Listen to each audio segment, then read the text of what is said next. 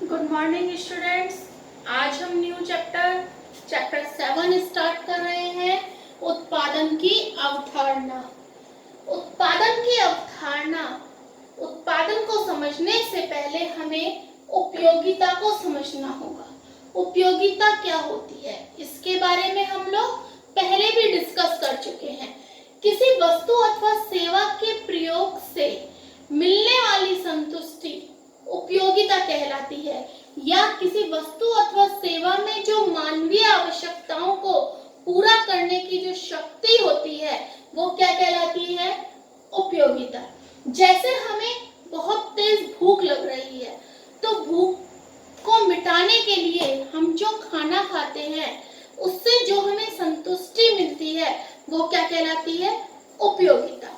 उपयोगिता के विश्लेषण के लिए दो दृष्टिकोण बताए गए हैं, गणनावाचक दृष्टिकोण और क्रमवाचक दृष्टिकोण। गणनावाचक दृष्टिकोण के प्रतिपादक प्रोफेसर मार्शल रहे और क्रमवाचक विश्लेषण के प्रतिपादक प्रोफेसर हिक्स रहे। गणनावाचक दृष्टिकोण में उपयोगिता को मापनीय बताया गया है कि उपयोगिता को मापा जा सकता है, मीन्स इसको मैथमेटिकल दृष्टिकोण से मापा जा सकता है। और क्रमवाचक दृष्टिकोण में उपयोगिता को मापा नहीं जाता है, इसको ओनली रैंक्स दी जाती हैं, इसको श्रेणीबद्ध किया जाता है। तो मेन हमारा है उपयोगिता। किसी वस्तु अथवा सेवा के प्रयोग करने से जो हमारी मानवीय आवश्यकताओं की पूर्ति होती है उसे हम क्या कहते हैं, उपयोगिता कहते हैं। अब हमारा मेन टॉपिक है उत्पादन। उत्पादन को समझने के लिए हमें उपयोगिता को समझना जरूरी है। उत्पादन क्या है? उपयोगिता में वृद्धि करना, उपयोगिता का सृजन करना या उपयोगिता का निर्माण करना क्या कहलाता है, उत्पादन। उत्पादन से ही उपभोग संभव है और उत्पादन से ही उत्पादन प्रक्रिया संभव है।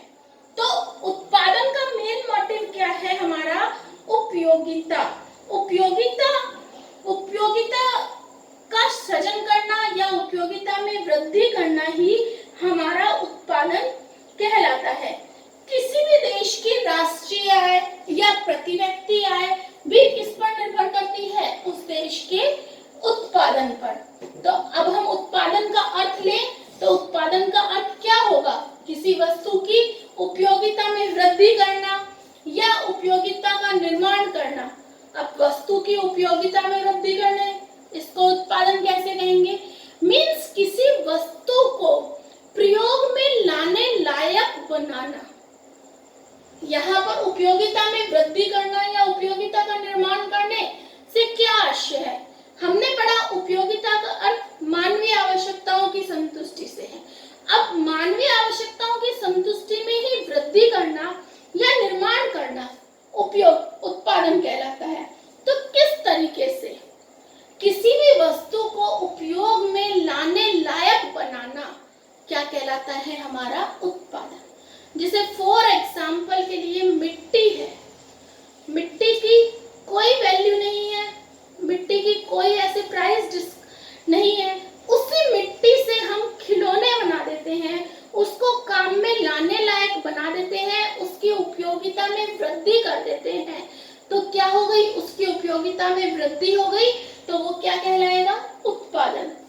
हमारे पास रॉ मटेरियल के रूप में मैदा है, मैदा की कॉस्ट बहुत कम होती है, उसी से ही हम अगर ब्रेड बना देते हैं, बिस्किट बना देते हैं, मीन्स उसको काम में लेने लायक बना देते हैं, तो उसकी उपयोगिता में वृद्धि हो जाती है। तो किसी भी वस्तु की उपयोगिता में वृद्धि करना या उपयोगिता का निर्माण करना क्या कहलाता है, उत्पादन कहलाता है।